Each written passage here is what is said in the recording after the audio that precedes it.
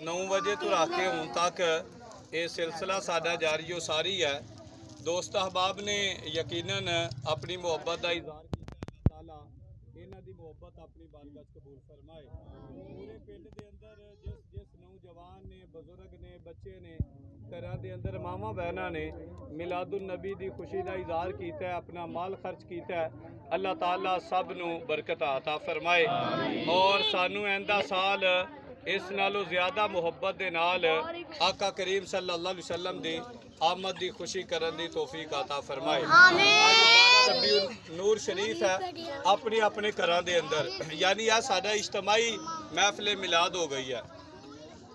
हुण तुसां अपने अपने घरां दे अंदर कोशिश करनी है कि महफिल मिलाद का एहतमाम किया जाए। अपने बच्चियां नूं, घर वालियां नूं बिठा के आमद मुस्तफा मरहबा दियां सदावां ਜਿਹੜੀਆਂ ਨੇ ਉਹ अल्लाह ताला इस पेज बनाने वालियां नूं, इहतमाम करने वालियां नूं बरकत अता फरमाए। इन्हां ने प्यादे लिए लंगर का इहतमाम किया, लेकिन वो लंगर अजे लेट है, इसलिए कोई 12 बजे ਜਦੋਂ ਨੂੰ ਅਸੀਂ ਵਿਹਲੇ ਹੋ ਜਾਵਾਂਗੇ ना दरबार शरीफ ਤੇ जाके, उम्मीद है कि इन्हां ਦਾ लंगर तैयार हो जाएगा तो फिर आपे ही आके दुध का इंतजाम कर रहे हैं नौजवान, तो तुसीं आके अपने अपने हिस्से का जिहड़ा दुध है ना